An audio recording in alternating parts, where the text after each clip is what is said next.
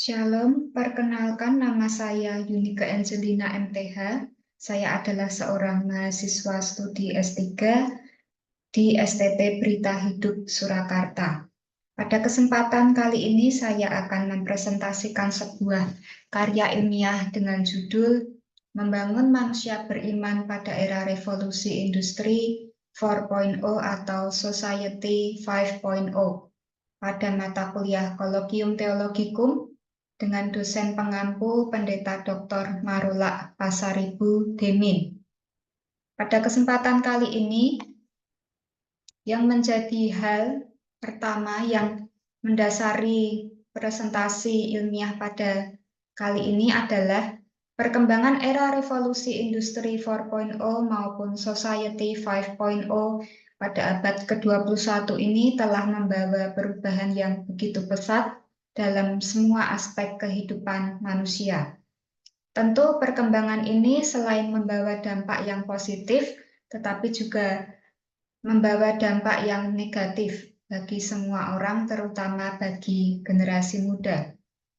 Melalui pembahasan ini, kita akan melihat apa yang terjadi pada masing-masing era tersebut, kemudian tantangan apa saja yang dihadapi negara kita Indonesia, terutama generasi muda di dalamnya, dan bagaimana cara kita, gereja, melayani mereka dengan lebih baik dari waktu ke waktu sehingga mereka tidak terimbas dampak negatif dari perkembangan era ini, namun sebaliknya, mereka dapat menguasai diri, berkembang dalam iman, dan bahkan mampu memimpin diri sendiri dan orang lain untuk memaksimalkan dengan baik dampak dari perkembangan era tersebut. Hal-hal yang akan kita pelajari atau lihat bersama-sama dalam presentasi kali ini yang pertama adalah tentang definisi dan batasan topik. Kedua, mengapa topik ini penting untuk dipelajari di masa kini. Ketiga adalah dasar Alkitab. Keempat, teori-teori yang berhubungan dengan topik bahasan. Di antaranya adalah tentang revolusi industri 4.0 itu sendiri, society 5.0, generasi Y, generasi Z, tantangan iman di era revolusi industri 4.0 atau society 5.0, kemudian cara membangun iman pada masa tersebut, relasi antara kecerdasan buatan atau AI dengan padat karya yang bisa dihasilkan manusia pada masa kini, akibat revolusi industri 4.0 atau society 5.0 terhadap tenaga kerja manusia, kemudian juga pandangan gereja dan refleksi pribadi. Yang pertama, definisi dan batasan topik. Dalam bagian ini, penulis akan membatasi topik yang dipilih pada beberapa hal saja, yaitu tentang industri 4.0, society 5.0, generasi Y atau generasi milenial, kemudian generasi Z, tantangan iman di era revolusi industri 4.0 atau society 5.0, serta cara membangun iman pada masa tersebut. Mengapa topik ini penting untuk dipelajari di masa kini? Sebab munculnya era revolusi industri 4.0 atau society 5.0 pada abad ke-21 ini. Penting untuk membangun dan memiliki keimanan yang kuat dalam Kristus di tengah revolusi industri 4.0 atau society 5.0. Penting juga mengetahui tantangan apa saja yang dihadapi oleh generasi Y dan generasi Z di era revolusi industri 4.0 atau society 5.0 ini, agar kita sebagai gereja dapat melayani mereka lebih maksimal. Pertanyaannya adalah bagaimana cara memiliki dan membangun iman dalam Kristus di era tersebut. Dasar Alkitab yang menjadi dasar dalam pembahasan topik kali ini adalah dari kitab Kejadian 1 pasal 1 ayat 26 sampai 27 dan dari 1 Timotius pasal 4 ayat ke-12.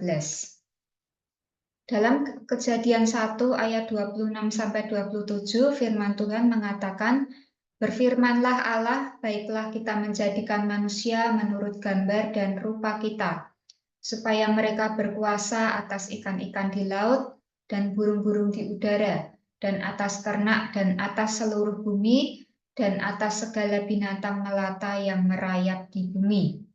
Maka Allah menciptakan manusia menurut gambarnya, menurut gambar Allah, diciptakannya dia laki-laki dan perempuan diciptakannya mereka. Dari ayat ini dapat disimpulkan bahwa Allah menciptakan manusia dengan memiliki sifat dan karakter Allah dalam dirinya untuk dapat mengelola dunia ini lebih baik lagi dibandingkan dengan makhluk ciptaannya yang lain. Salah satu sifatnya adalah pribadi yang kreatif, mencipta. Manusia pun juga diberi akal budi oleh Allah untuk kreatif dalam menyelesaikan persoalan dan menjawab hal-hal yang menjadi masalah hidup mereka dari waktu ke waktu. Jika hal ini dipahami dalam konteks perkembangan era revolusi industri 4.0 atau Society 5.0, maka seharusnya manusia terbuka melihat dunia ini dan berkuasa serta mengambil alih setiap dampak yang dihasilkan dari kedua era tersebut untuk mengatasi masalah hidup yang ada dan bahkan lebih kreatif dalam menciptakan inovasi-inovasi baru yang dapat berguna bagi keberlangsungan dan kesejahteraan hidup manusia itu sendiri dari waktu ke waktu, termasuk generasi muda. 1 Timotius 4 ayat 12 mengatakan, "Jangan seorang pun menganggap engkau rendah karena engkau muda. Jadilah teladan bagi orang-orang percaya dalam perkataanmu, dalam tingkah lakumu, dalam kasihmu, dalam kesetiaanmu, dan dalam kesucianmu." Timotius sendiri adalah seorang anak rohani Paulus ketika Paulus sedang melakukan pelayanan di wilayah Asia. Kitab 1 Timotius ini mengajarkan 3 hal utama, yakni pertama, peringatan terhadap ajaran-ajaran yang salah yang beredar di dalam jemaat. Kedua, petunjuk-petunjuk mengenai pengurusan jemaat dan mengenai ibadah. Ketiga, mengenai bagaimana dapat menjadi seorang hamba Yesus Kristus yang baik dan tentang tanggung jawab terhadap setiap golongan orang yang menjadi anggota jemaat. Teori-teori yang berhubungan dengan topik pembahasan ini yang pertama adalah tentang revolusi industri 4.0 itu sendiri. Istilah ini muncul pertama kali pada peristiwa Hanover Trade Fair pada tanggal 4-8 April 2011, di mana pada acara itu hadir banyak perwakilan ahli yang berasal dari bidang yang berbeda-beda. Pada momen itu dibahas mengenai proses produksi dalam industri yang ada pada saat itu harus diperbaharui karena sudah berkembang dengan pesat dengan bantuan teknologi. Kemudian pemerintah Jerman menanggapi gagasan tersebut dengan sangat serius, hingga akhirnya dibentuklah sebuah tim khusus untuk merealisasikannya secara nyata.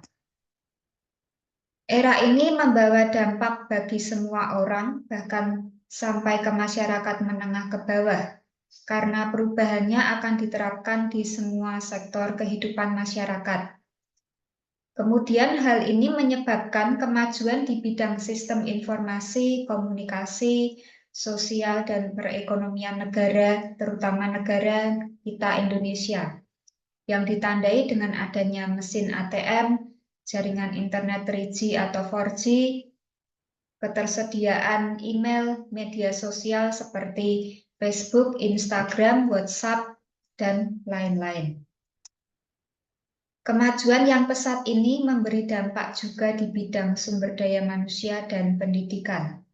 Generasi muda perlu dibekali dengan hal-hal tentang penggunaan IT dan lain-lain, serta dibimbing dengan nilai-nilai yang baik agar tidak salah langkah dalam menggunakan IT tersebut dan semua kemajuan yang ada bagi perkembangan bangsa Indonesia. Era ini juga turut memberi dampak positif di bidang lain seperti di bidang teknologi dan ekonomi. Di antaranya, proses produksi yang semakin optimal karena semua akses dilakukan via digital dengan bantuan kecerdasan buatan atau AI, sehingga menyebabkan pemrosesan data semakin cepat. Juga membuka peluang baru di dunia bisnis yang ditandai dengan munculnya e-commerce atau belanja online melalui platform-platform yang ada. Munculnya IoT atau Internet of Things, semua barang elektronik dapat terintegrasi dalam satu aplikasi. Robot pintar, big data, atau penyimpanan data dalam jumlah sangat besar yang dikelola oleh perusahaan swasta seperti Sonar Platform, PaQuest Platform, Warung Data, dan lain-lain. 3D printing, realitas virtual atau VR, dan augmented reality atau AR, penggunaan teknologi untuk perancangan produk dan pembayaran digital menggunakan mobile banking, dan melalui platform belanja online tersebut. Juga munculnya sistem belajar online melalui media Zoom, Google Meet, dan lain sebagainya. Selain dampak positif, juga muncul dampak negatif seperti bertambahnya jumlah pengangguran, terutama di Indonesia karena banyak hal dapat dilakukan menggunakan mesin, kemudian rentan serangan cyber atau kejahatan internet karena kepandaian manusia yang semakin bertambah. Maka masalah privasi data pengguna menjadi sebuah hal yang tidak aman di masa perkembangan internet sekarang ini, seperti peretasan data perbankan, penipuan online via SMS, dan lain sebagainya oleh para peretas data atau yang biasa disebut sebagai hacker. Kemudian, penurunan tingkat keimanan seseorang kepada Tuhannya juga membuat rentan manusia terpengaruh oleh ajaran sesat. Manusia tidak lagi mementingkan fokus beribadah kepada Tuhan, melainkan hanya menjadi penonton saja ketika mereka beribadah secara online via YouTube channel. Akibatnya, iman mereka tidak terbangun semakin kuat, namun malah rentan dengan ajaran sesat dari semua hal yang bisa mereka lihat di media sosial, terutama melalui YouTube channel yang ada. Yang kedua adalah tentang Society 5.0. Konsep ini adalah sebuah konsep yang lahir dari Jepang oleh Perdana Menteri Shinzo Abe pada Forum Internasional Konferensi CEBIT atau Centrum der Automation and Information Technology and Telecommunication yang dihelat di Jerman pada tahun 2017 yang lalu. Era ini mencerminkan tahap evolusi masyarakat berdasarkan peran teknologi. Era di mana teknologi seperti kecerdasan buatan atau AI, Internet of Things atau IoT, dan Big Data digunakan untuk meningkatkan kualitas hidup manusia dan menyelesaikan masalah sosial. Ini adalah perpaduan antara teknologi tinggi dan kepedulian terhadap nilai-nilai kemanusiaan. Sebagai contoh, dibuatnya atau munculnya robot medis yang dilengkapi dengan AI agar dapat membantu dalam prosedur bedah yang rumit serta meningkatkan akurasi dan mampu mengurangi resiko. Era ini juga menekankan kepada konsep smart city, kota-kota cerdas menggunakan teknologi untuk mengelola sumber daya dengan lebih efisien, mengurangi emisi karbon, dan memberikan layanan publik yang lebih baik. Di era ini, manusia dituntut untuk menjadi pribadi yang cerdas dan inovatif dalam mengintegrasikan peralatan elektronik berbasis sistem jaringan internet. Ada beberapa kompetensi yang perlu dimiliki oleh manusia di masa ini atau di era ini. Yang pertama adalah kemampuan memimpin, kemampuan berbahasa, kemampuan di bidang informasi teknologi, dan kemampuan menulis. Berikut adalah penjelasannya. Kemampuan memimpin berhubungan dengan kemampuan memimpin organisasi untuk dapat menyatukan dan memberikan arah tujuan yang jelas. Karakteristik pemimpin di era revolusi industri yaitu berani, mau menerima kritik ataupun masukan, mendorong dan memotivasi tim untuk memberikan feedback terhadap kepemimpinannya demi kemajuan organisasi atau usaha. Kemampuan berbahasa. Kemampuan ini penting dimiliki mengingat semua peralatan elektronik dan sistem komunikasi telah menggunakan bahasa Inggris sebagai bahasa internasional untuk mengintegrasikan semua peralatan yang ada. Maka dari itu, setiap orang minimal dapat menguasai bahasa Inggris sebagai bahasa kedua dalam keseharian mereka. Yang ketiga adalah kemampuan di bidang informasi dan teknologi. Kemampuan ini membantu manusia untuk dapat mengoperasikan semua sistem data dan komputasi atau penyimpanan awan. Di antaranya adalah penggunaan sistem belanja online via aplikasi e-commerce, transportasi online, dan lain sebagainya. Kemampuan menulis. Dengan menulis akan melatih dan mengembangkan kepekaan dalam hal emosional dan berpikir kritis. Kemampuan menulis dengan menggunakan logika dan penalaran, pengembangan bisnis tertentu terkait isu terkini, dan meningkatkan kreativitas menuliskan ide, pemikiran dan objek yang baru untuk pengembangan produk, proses, atau interaksi dengan lingkungan.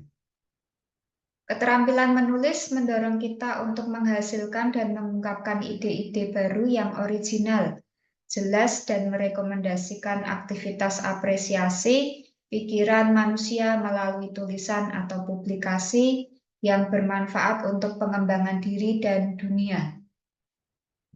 Yang ketiga tentang generasi Y adalah generasi yang lahir pada tahun 1981 sampai 1996.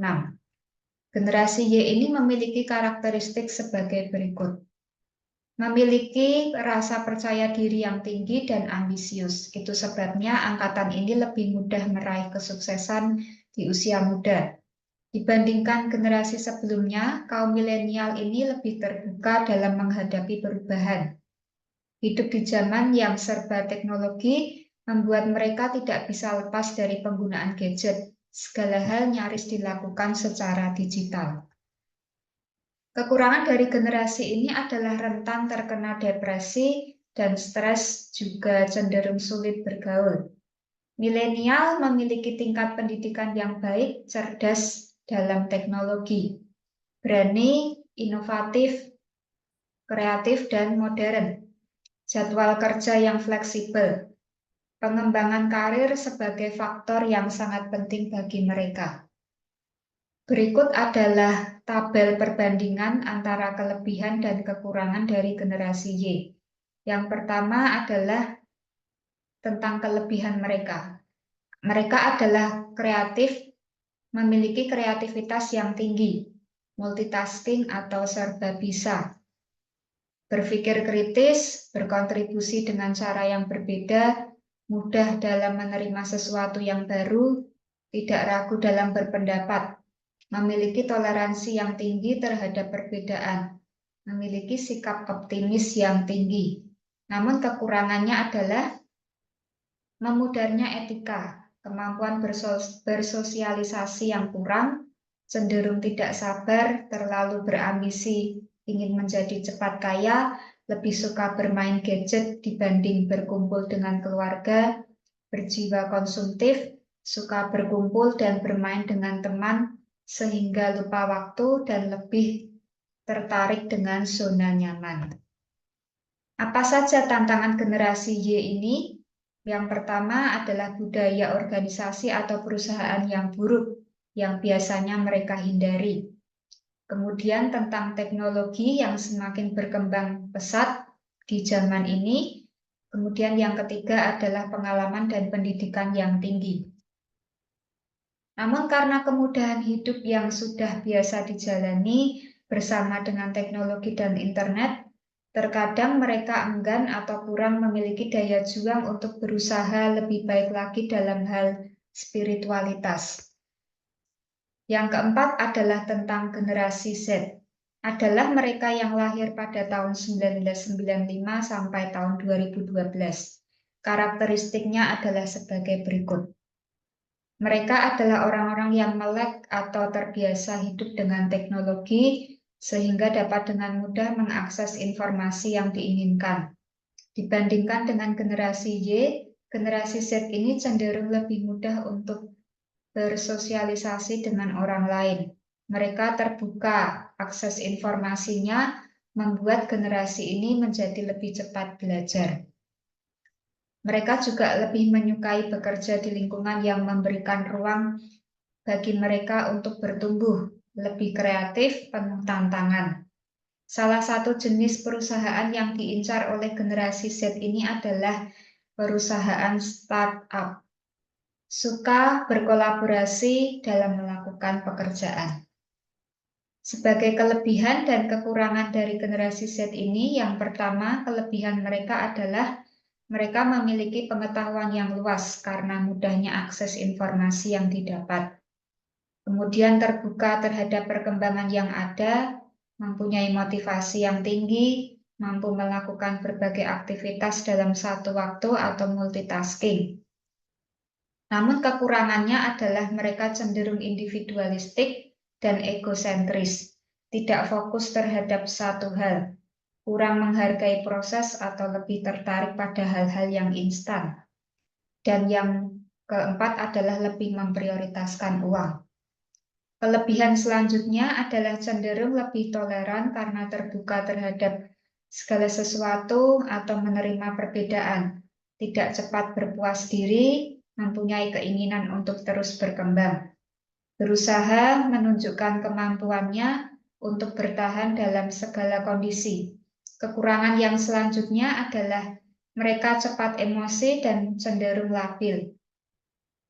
Terlalu bergantung kepada teknologi sehingga kesulitan ketika dihadapkan dengan hal-hal yang sifatnya konvensional. Lebih rentan terkena masalah, terutama tentang kesehatan mental. Kurang keterampilan bersosialisasi di dunia nyata. Tantangan yang dihadapi oleh generasi Z adalah yang pertama, tekanan kinerja dan prestasi yang semakin tinggi. Masalah kesehatan mental, isolasi sosial, dan kesulitan dalam berinteraksi secara langsung. Keempat, kesulitan menemukan identitas dan tujuan hidup. Ketidakpastian masa depan. Tantangan iman di era revolusi industri 4.0 dan society 5.0 yang pertama adalah tentang degradasi kedewasaan rohani, di mana mereka cenderung untuk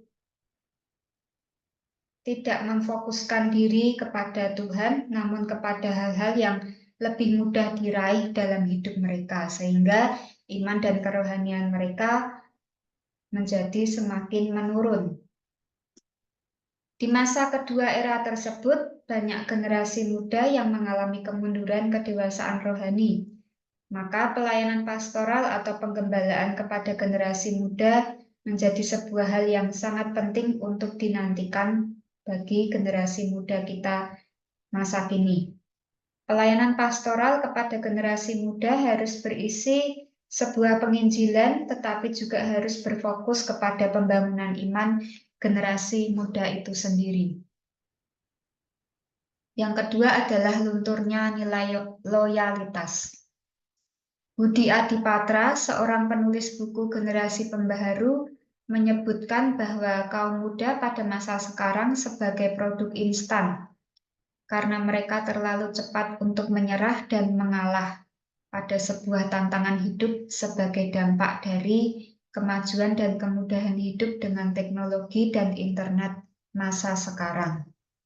Sebagai bentuk loyalitas seorang kaum muda terhadap Tuhan, maka dibutuhkan sebuah kedewasaan rohani, sehingga orang yang tidak setia kepada Tuhan dapat dikatakan sebagai orang yang tidak memiliki kedewasaan rohani.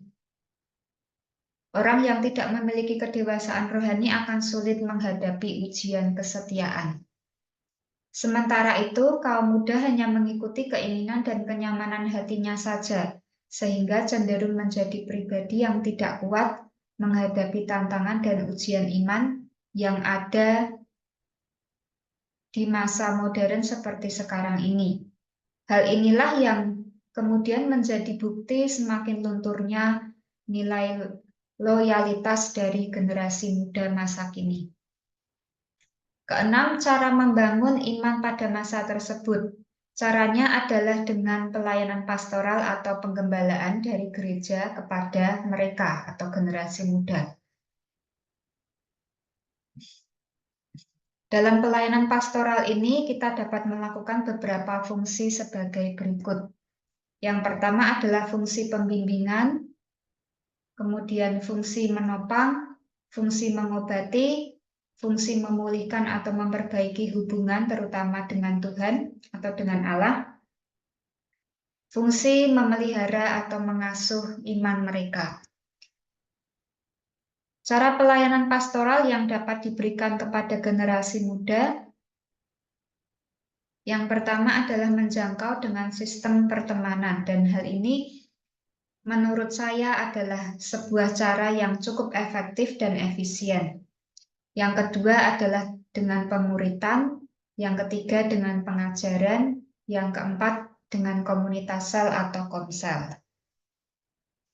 Menurut Charles M. Shelton SJ, ada beberapa cara untuk melayani masalah iman generasi muda, yakni sharing pengalaman pribadi, membantu mereka menyusun prioritas hidup, menanamkan nilai-nilai firman Tuhan, membantu mereka untuk berani berpendapat, membantu generasi muda memandang Tuhan secara lebih personal. Ketujuh, relasi kecerdasan buatan atau AI dengan padat karya yang bisa dihasilkan manusia. Padat karya itu sendiri adalah kegiatan pembangunan atau industri yang membutuhkan banyak tenaga kerja untuk memproduksi barang atau jasa. Padat karya ini memiliki dampak signifikan terhadap produktivitas, profitabilitas, dan daya saing berbagai industri, serta kesejahteraan pekerja. Tujuan utama dari program padat karya ini sebenarnya adalah untuk membuka lapangan kerja bagi masyarakat, terutama yang mengalami kehilangan penghasilan atau pekerjaan tetap. Padat karya juga dapat berupa kegiatan pemberdayaan masyarakat, khususnya bagi warga miskin dan marginal. Kegiatan ini bersifat produktif dan mengutamakan pemanfaatan sumber daya, tenaga kerja, dan teknologi lokal untuk menambah pendapatan, mengurangi kemiskinan, serta meningkatkan kesejahteraan rakyat. Berikut adalah jenis-jenis industri padat karya yang bisa dilakukan di masa kini atau di masa yang lalu telah dilakukan. Pertama, pertanian, kedua, perawatan, ketiga adalah konstruksi bangunan, keempat, pelayanan kesehatan, kelima, keramahan, keenam, di bidang pelayanan hotel, ketujuh, pertambangan, kedelapan, perawatan pribadi, kesembilan, restoran, atau yang lebih berhubungan dengan melayani pelanggan atau pengunjung restoran tersebut. Jika dibahas mengenai relasi di antara keduanya, sebenarnya kedua hal tersebut berelasi, namun tidak terlalu kuat. Sebab kedua era tersebut lebih memfokuskan pada penggunaan teknologi terkini dan internet dalam penggunaannya sehari-hari. Manusia hanya sebagai pelaku saja yang menjalankan teknologi dan internet tersebut. Artinya, tenaga manusia sebenarnya tidak terlalu kuat dibutuhkan pada era tersebut. Sementara industri-industri yang merupakan padat karya yang dimaksud di atas tadi adalah sebuah kegiatan yang lebih menitikberatkan kepada penggunaan tenaga fisik manusia selain pikiran. Namun di masa sekarang, jika industri-industri yang merupakan padat karya tersebut dapat berkolaborasi dengan penggunaan kemajuan teknologi terkini dan internet, maka itu sebuah hal yang baik dan dapat menghasilkan sesuatu yang lebih baik meski tidak semua industri padat karya memerlukan kecanggihan teknologi terkini dan internet seperti pertanian dan pertambangan. Yang kedelapan adalah tentang akibat revolusi industri 4.0 atau society 5.0 terhadap tenaga kerja manusia.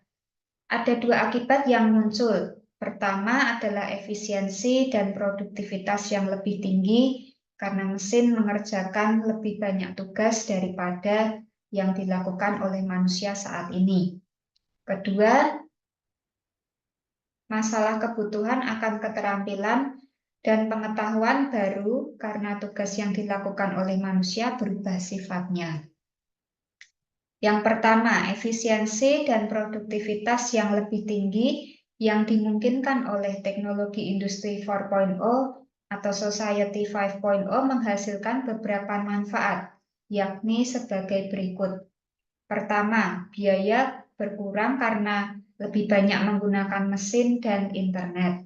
Kedua, peningkatan penjualan di berbagai sektor bidang kehidupan masyarakat. Ketiga, peningkatan kualitas berbagai produk dan layanan masyarakat. Keempat, fleksibilitas yang lebih besar dalam operasi mereka. Kelima, waktu pengerjaan dan waktu tunggu yang lebih pendek. Kedua, kebutuhan akan keterampilan dan pengetahuan baru. Di era revolusi industri 4.0 atau society 5.0 ini mengubah tempat kerja dan keterampilan yang dibutuhkan pekerja untuk meraih keberhasilan. Salah satu dampak yang paling signifikan adalah kebutuhan akan keterampilan dan pengetahuan baru. Seiring dengan kemajuan teknologi, otomatisasi menjadi sesuatu yang lebih umum. Pekerja harus beradaptasi dan mempelajari keterampilan baru agar tetap dapat kompetitif atau bersaing dengan segala hal yang terjadi dalam dunia ini. Era revolusi industri 4.0 atau society 5.0 juga mengubah cara kerja manusia, dan pekerja atau manusia harus merasa nyaman dengan metode dan sistem yang baru muncul tersebut. Beradaptasi dan mempelajari hal-hal yang baru dengan cepat akan menjadi hal yang sangat penting bagi pekerja di era baru revolusi industri 4.0 atau society 5.0 ini. Dampak positif lain dari revolusi industri 4.0 atau society 5.0 adalah dapat meningkatkan produktivitas, kualitas, dan kompetensi tenaga kerja.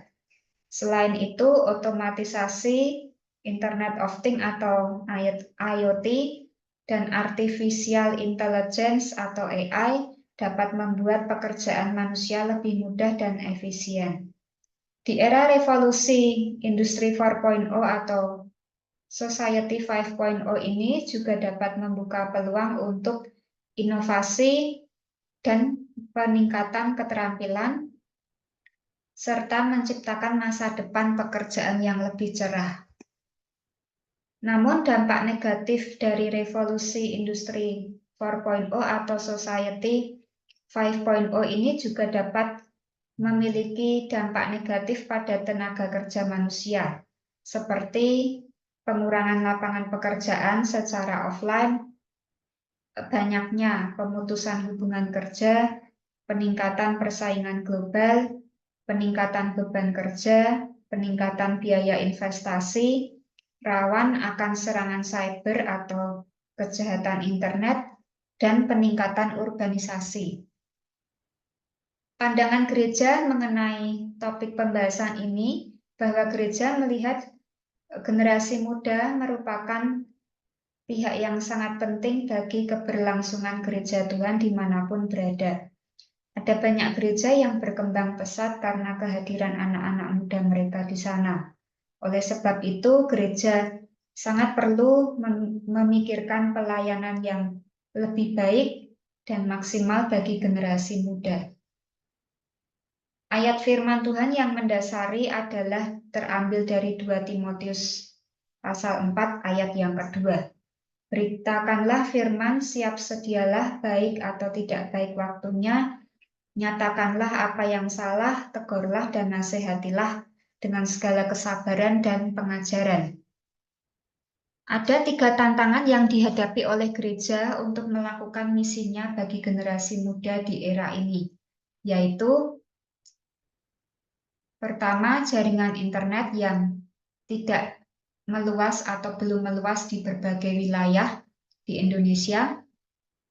Kemudian sumber daya manusia yang belum sepenuhnya menguasai teknologi dan informasi di masa perkembangan internet sekarang ini, dan fasilitas penunjang lainnya yang belum mencukupi di beberapa gereja, terutama di daerah pedalaman. Meskipun menghadapi banyak tantangan, gereja tetap dapat melayani generasi muda dengan baik dan maksimal. Di antaranya adalah dengan cara sebagai berikut. Pertama, menggunakan sosial media untuk ibadah live streaming.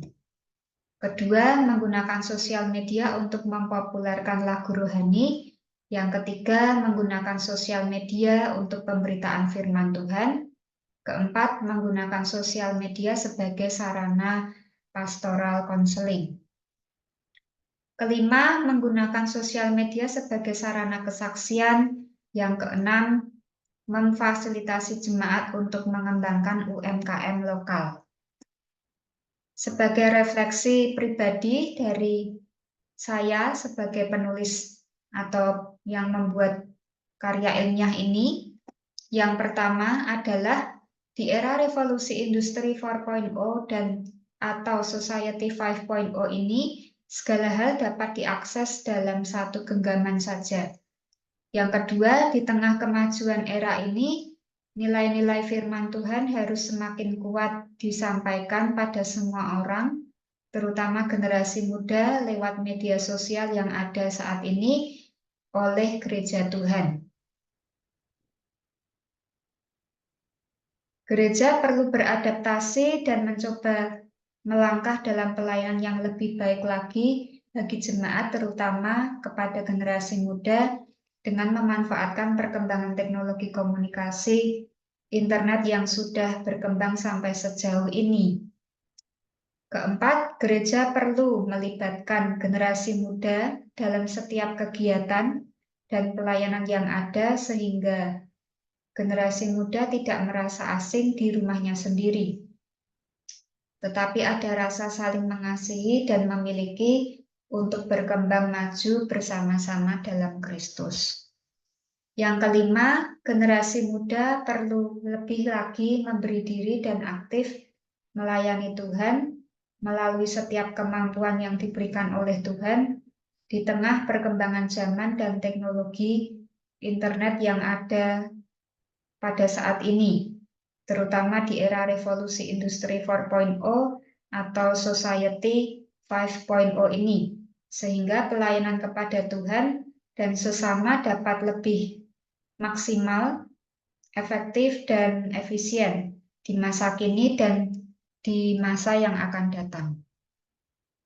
Gereja juga perlu dan harus memfasilitasi munculnya dan berkembangnya UMKM lokal di wilayahnya masing-masing, dengan tujuan turut mensejahterakan jemaat di tengah tantangan perkembangan dan kemajuan zaman di era revolusi industri 4.0 atau society 5.0.